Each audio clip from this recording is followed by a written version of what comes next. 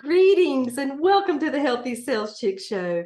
I am Nancy White, the host of this show, and here we love to talk about our healthy mind, our body, and our spirit. And we need to nurture all three every single day, or one of those areas are going to start letting us know it's been left out. As my dear friend Paula Fellingham, the founder of Win Win Women, always says, we welcome you with open arms and open hearts. But I have a question for you. Are your sales happy and healthy from head to toe? They just might need a little refreshing makeover every once in a while. But here we love to talk about those amazing different ways to nurture that mind, body, and spirit. And I absolutely love having incredible guests to share with you. And this evening, we've got David Creel, and he is a blind spot coach. David, thank you so much for taking time to be with us. Yeah, this is going to be fun. Thanks for the opportunity. Oh, well, I'm always just looking for amazing people just to be able to say, you know what, we need to listen to the things that they have got in their back pocket because we always want to never stop learning. And I'm looking real quick to see because it says that my live stream is preparing to live stream. So hopefully we are recording. So David, if it's not, then we're going to start all over again. But I think, let me see what it's saying. I know we are just in one of these things that we're technology. Let me see what the little star flashing is. Maybe we are stars. So anyways, but we're just going to continue on. So David, I love, again, finding out amazing ways about how you are using your gifts and talents. And I know that for a fact that you're a Zig Ziglar coach and somebody that has gone through the whole program and you're using that. But you've got an incredible way to talk about blind spots. And sometimes people, just like you said earlier, we can't see our own blind spots. So we're going to talk about blind spots this evening, but also we're going to talk about some topics from Zig Ziglar's, there's a fun one, Zig Ziglar's Wheel of Life with mental, spiritual, physical, family, financial, personal, and career. So with that being said, David has been coaching basically his entire life, and he's been professionally coaching for over 4.5 years. So he loves to inspire people to achieve greatness. Don't you love meeting people that have that as a heart passion? But he thinks that you're only one conversation away from completely changed life, having a brand new change in your life, and that it takes a coach to help get you to a place sometimes that we can't get to by ourselves. He has seen and continues to see the impact of coaching in his own life. His superpower is helping you to see what you can't see. Welcome again, David. And would you please just share a little bit about what it was that guided you to where you are today? Yeah, so back in December of 2019, Tom Ziglar, who runs the Ziglar Corporation, because Zig passed away 10 or 12 years ago, I was on his email list and I deleted the email. And then I had a check in my spirit that I need to dig that out of the trash and look at it. So I did that, and Tom Ziglar was introducing the Ziglar Choose to Win coaching program. And it was on a webinar. And 5 minutes into the webinar, I realized basically what I'd been doing my whole life without knowing what it was called was coaching people. So once he introduced it and I had a name for it, I'm like, oh, yeah, that makes perfect sense. No problem at all. So I signed up through the webinar for the Choose to Win coaching program, class 2. Then I attended class 1 of the Ziglar See You at the Top coaching program. Then I achieved my Ziglar Master Coach designation. And I was second in the world to get the Ziglar Master Coach designation, I missed out on being first by about 2.5 weeks, and I was not happy about that. But I was the first in the world to have See You at the Top and Choose to Win and achieve Master Coach. So, I can't not do this. It's 100% my calling in life. I'm going to be coaching people as long as I can speak. I'm going to be coaching people. I can't say it in a way other than I love it, and it's the greatest thing ever. Well, I think so many people are so grateful for you too, David, and I love your heart and your willingness just, to coach people, and again, right where they are. So, but it really intrigues a lot of people when they hear that you're a blind spot coach, and you and I again, we're talking a little bit. I said, yes, this is what you can't see, and then all of a sudden you can help them take the blindfold off. And you were talking, you said something really interesting about a picture frame. And you said, when you're in a picture frame, you can't see the picture. But what really was it that just all of a sudden you thought, oh my gosh, all these people, including myself or whatever, we've got areas in our lives that are blind spots. What just all of a sudden one day did you just think, okay, I can really I call it discernment sometimes too, David, when you can see and talk with somebody else.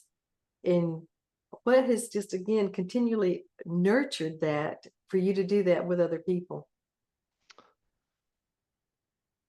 Well, my coach, Steve Krivda, who's also a Ziglar coach, but he's my personal coach too.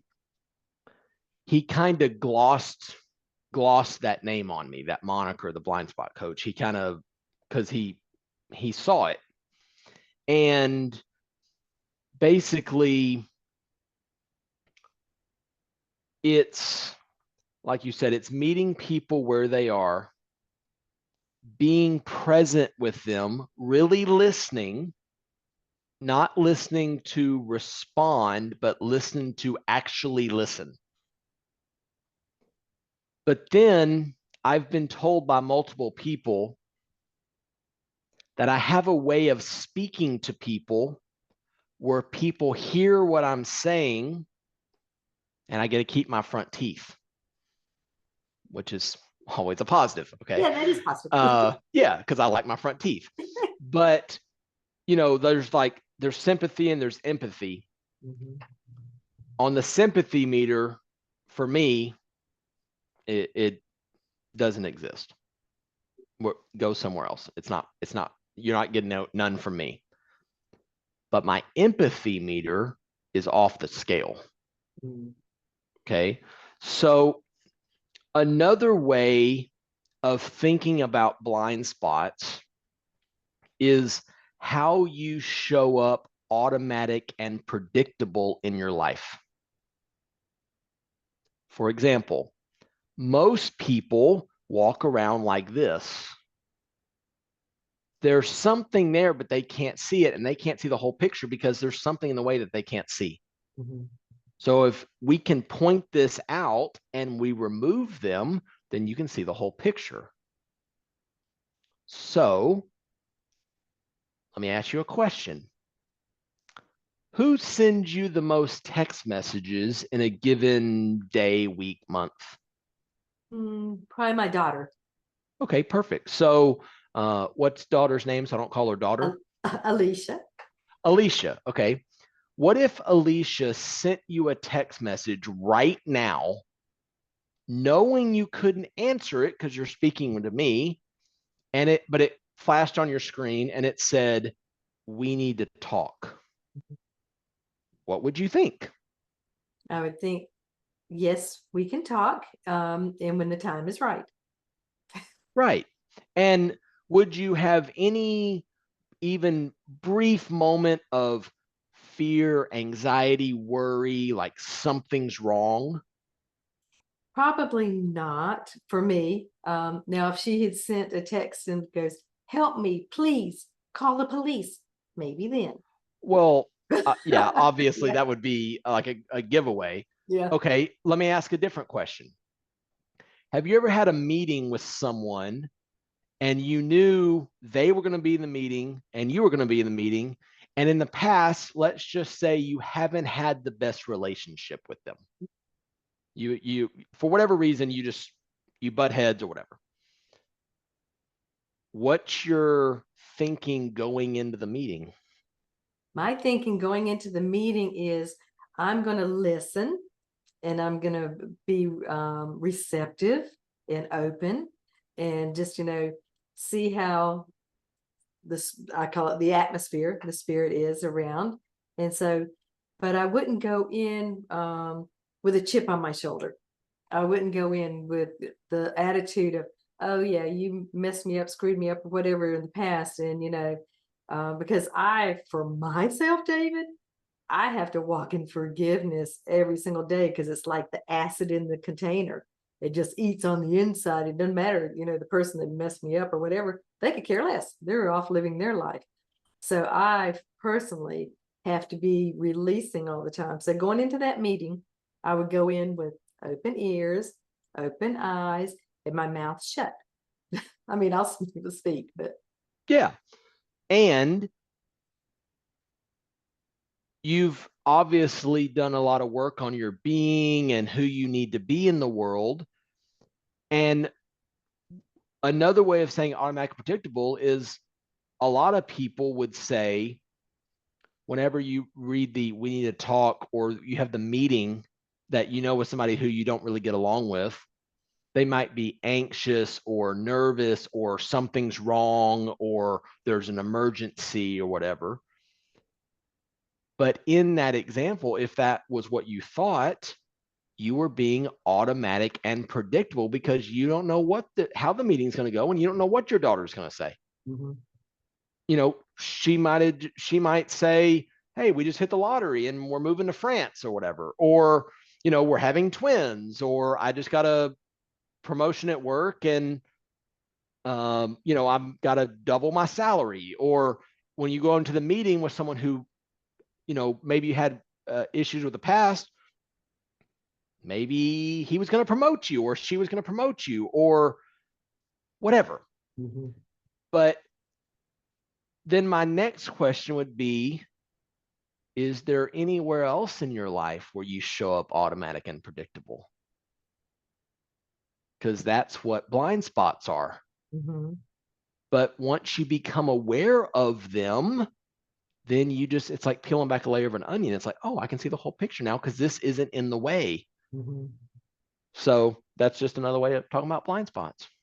Wow. I just think it's amazing how you had that revelation and that you've been able um, to be able to do it. So for yourself, because you and I were also talking, going, so how do if you have your own blind spots, you go, you don't know because of your blind spots.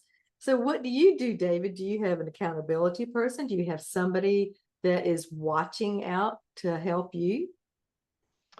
Um, well, yeah, if I want to become aware of my blind spots, because Mhm. like you said, and we talked about before we hit record, everyone has blind spots, whether they know it or not. Mhm. But you can't see it, or it wouldn't be in your blind spot. Yeah. So what I have is that's what me and my coach work on Mhm. all the time. Because I now I'm in the picture. Mhm. Well, now he's looking at the picture, not in the picture with me. Yeah. So what I try to do is I try to see how people see the world, like how the world occurs to them. And then through conversations and asking questions, I try to see if they can see differently. Yeah. Because if there's two things that are important. Number one, you need to know where you are. Mhm. And then you need to know where you want to go. But a lot of people focus on where they want to go, but they don't know where they are. Mhm. And that's important because let's say I live in Texas, which I do, and you live in Florida or Georgia or North Carolina or North wherever you, Carolina, yeah. okay, North Carolina. Okay, so for me to get to you, I need to go east and I Mhm. need to go north, but I need to go more east and I need to go north. But if I don't know I'm in Texas and I'm in New York, I could get to you going northeast, but it'd be a whole lot better if I just went south. Mhm. But that's where you got to know where you are. And then once you're clear on where you are, then you can determine where you want to go. Like imagine going to your local airport and you just walk in and you say, I want to go somewhere. And you say, you go up to the counter and they say, where do you want to go? And you say, wherever that plane over there is going, that's where I want to go. They're not going to sell you no ticket because you don't know where you want to go, you know? So it's just again, being present, listening, and helping people see new possibilities because the secret to it is deep down you already know what you need to do. Mhm. It's not much of rocket science is to know if you want to lose weight you need to eat less and go move your body. I mean, it's really not that complex, you know. But as Jim Rohn said, what's easy to do is also easy not to do. Mhm. It is. And so when you talk to about people, the pros and the cons of discovering your blind spots, it's just like for myself and anybody, people want to know, they want to participate, it has to be important to them for a reason of, fill in the blank. So when you're coming across people, do you just, that's asking, you know, are you open to be able to discover how to identify your blind spots and to be able to address them so that it can, whatever it is, to be able to advance in a certain area? Because we can't want things more for people than they want for themselves, David. And you've discovered that, I'm sure, Yep. real fast. And people will weed themselves out of their lives if they feel uncomfortable or the perceived threat or the fear or whatever. And so when you're talking with people, um, how do you know that they're ready other than they just say, wow, I'd love for you to help me discover, some blind spots to be able to see, through so I can continue to advance. Because evidently you've done research and you've done a lot to see how blind spots can hold you back. Yeah. It's there's another way around it. I have conversations with people and I have a process where they get clear on where they are and where they want to be. And I ask them, is this the work you want to do?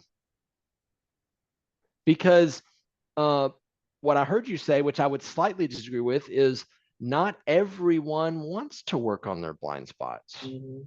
Because as Zig Ziglar said, some people, all the people in our life who are complaining and griping and always negative and always having 17 problems and the whole deal. Well, a lot of times those people aren't actually interested in solving the problem. They just want to talk about solving the problem. And Mhm. if you show up and solve it for them, well, then who are they going to complain to? And what are they going to complain about? Okay. So the people that want to grow and improve, okay, perfect. Let's have a conversation. Mhm. And even the ones that don't want to, well, that comes through conversation too. One of the guys that I work with as well, his name's Townsend Wardlaw. What he says is those people that just want to talk about the problems and not solve the problems are not serious people. Okay. So I have conversations, and it doesn't actually go like, oh, this is your blind spot. It's more like you have an insight, like a sight from within. That's what insight means. Okay. So let's say you see things this way, and I ask you a question or make a statement or something, and then you see things this way. Well, your life has altered. You see things differently. And whenever that happens, it's generally not, eureka, and you start doing cartwheels and backflips all around the room. It's generally, it looks like this, especially if you're on Zoom. It's like this.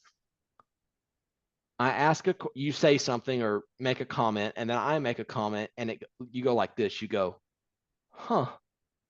In that moment, you just had an insight. You see something you didn't see before. And it's like a light bulb goes off. Yeah. But then once you see, you can't unsee. And then there may be some work ahead to be able to address, whatever the area is. And, just like you said, you cannot unsee it, but you can unlearn some unhealthy habits, and you can do some other things. And that leads us right into your Zig Ziglar's wheel, because when you talk about the wheel of life, that wheel is round, and it has to have all those spokes and all those things that you'd love to address, David. And I know our time, I knew our time was going to fly by too. We may have to come back and have a second episode. But when you talk with people about, the wheel of life, do people sort of think, yes, when you start addressing all those different areas, and then they start thinking, yes, my wheel's sort of wobbly. It's like, what do you do as far as how do you prioritize the different things, the areas? Because you talked about, the mental, the spiritual, physical, family, financial, personal, and career. Do you go through your own segments where you prioritize that, or how do you do that? Yeah, like, Zig Ziglar came up with the wheel of life. And like you said, it's mental, spiritual, physical, which are the three most important because we're mental, spiritual, and physical human beings. And then family, financial, personal, and career. And it's really simple. You could draw this on a piece of paper, put 7 spokes, label each spoke, label it 1 to 10, and rate yourself. 10 being amazing and 1 being it's in the sewer. Yeah. But that's where you learn where you are. It's not judgment. It's not right. It's not wrong. It's what is. But then let's say you have 4s and you have 8s and you have 2s and you have 9s. Well, that's going to be a bumpy ride because there's only 7 spokes at clunk, clunk. That's not going to be pretty pleasant. Okay. But what if you all have 5s? Well, that's fine, but we want a bigger wheel because a bigger wheel can go farther than a little wheel. But then the question comes down to, say you rate yourself a 5 on the mental aspect. You could say, okay, what would need to change to make it a 6? Oh, I could be less self-critical or have more self-confidence or whatever.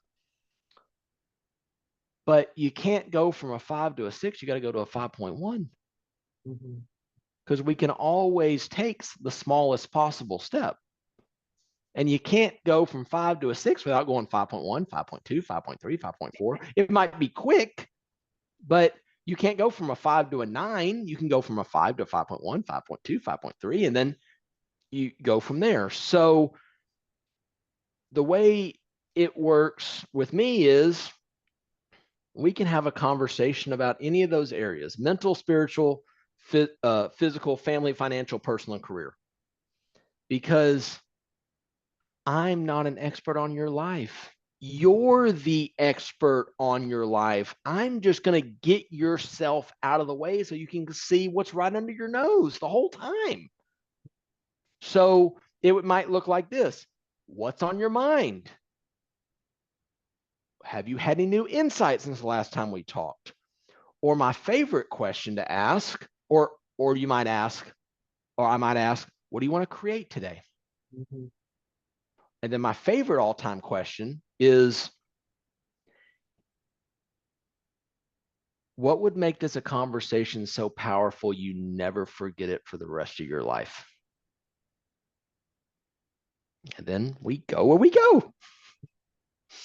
Another great question is, if you could get the answer to a single question that would change everything for you, what would you ask? And then whatever you come out next, we're going with, so it's meeting people where they are. It's not a place of judgment, because you can't know where you want to go unless you know where you are. And a good rule of thumb is, if you did that assessment, check it in 3 more months. Mm-hmm. And then you can see, oh, I was here and now I'm here. Mm-hmm. And then you do it 3 more months after that. Oh, I was here and now I'm here and now I'm way up here. Well, I'm heading in the right direction. And I've got visible proof of that. And that's called progress. I'd love it. It's called progress. And even if sometimes I think people are hard on themselves, David, because even if they go down in a different area, it's called life. And life is not just a straight rocket science, to all the way to the next exciting episode. But yeah, here's one real quick about weight. Okay, mm-hmm. For example, let's say you weigh 150 pounds and you lose 40 pounds, but then you put back on 10 pounds. Mm-hmm. Well, what do we say? Oh, I put on some weight. I wasn't as low as I was. But you don't say, no, I'm not down 40. You say I'm down 30. Because you started at 150, and even though you're at 110, now you're at 120. Well, then you're still in the positive 30 pounds. I know. Which is a big deal. You hit the nail on the head, the positive. And so, when we are focusing in on the positive, because the negative always pops up. Just, if you're walking into a room, I'm short, I see something on the floor. The whole rest of the room is great, perfect. And then I see this, wad of something on the floor. Our eyes immediately go to that. And it takes 7 positives to overcome every one negative that we speak to ourselves or we hear. And so I think when you just said, you just turned it around and said, just stop for a moment and look at the positive, the good. What is the good? When you talk about, in this life, what are some of the good things? Gratefulness, being grateful, being thankful. We have so much, but yet we focus on the negative, and that's just human nature a lot of times. And you have to be able to train yourself and to be able to say, stop. Is this something that I have control over? Not, yes or no. And then if it is something, then we work on it. And if it's not, then we ask people like you to help it. And so I think it's really important for people to give themselves a little bit of grace and space, but yet they have to be responsible, because humans are lazy. They don't want to do the work. They don't want to put in the effort, and they don't want to make the change. But just like the wheel that you're talking about, all those things are incredible, but people have to want to be able to adjust it and to continually work towards improving. And, that's called maintaining. I mean, I've stayed 6 sizes down for 17 years, but, I still need to exercise, eat right, and do all those types of things to maintain. We can't, it's not a once and done. Us human beings, we have that mindset. Okay, I did that. I got it done. Off to the next exciting, and then life will happen. Yep. Yes, but only always. Only always. Yes. That's the only consistent thing. Only always. So David, I know our time was going to fly, but tell us any tips that you would love just for our listeners to know that could just really help them sort of, finding out if they want to about their blind spots? What is the number one thing that you would suggest to them?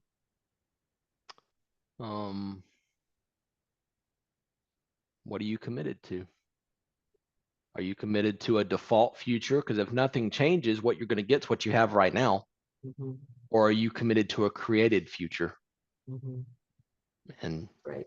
if you're Great. committed, we should chat. Great tip. I love it, love it, love it. So what is the easiest way for people to get in touch with you, David? DavidCreel.com, DavidCreel. I have a complimentary Wheel of Life assessment there. And if you can't get a hold of me off there, I don't know. It's got everything on there. My phone number, my email address, Facebook, LinkedIn, my podcast called Masterclass of One, where I coach people live on the spot. DavidCreel.com. You can get a hold of me. Thank you. Oh, well, thank you so much, David, for your willingness to come and share just a glimpse of your expertise. And I encourage everyone just to get in touch with this amazing gentleman and find out more about how he is really helping change people to remove their blind spots. But also check back with us next week, same time, 7 o'clock. Healthy Sales Check, and check out some of the other shows that we have on Win Win Women TV. There are so many other great show hosts with wonderful information. But again, thank you, David, so much for your willingness just to share just a glimpse of what you're doing. Thank you for the opportunity.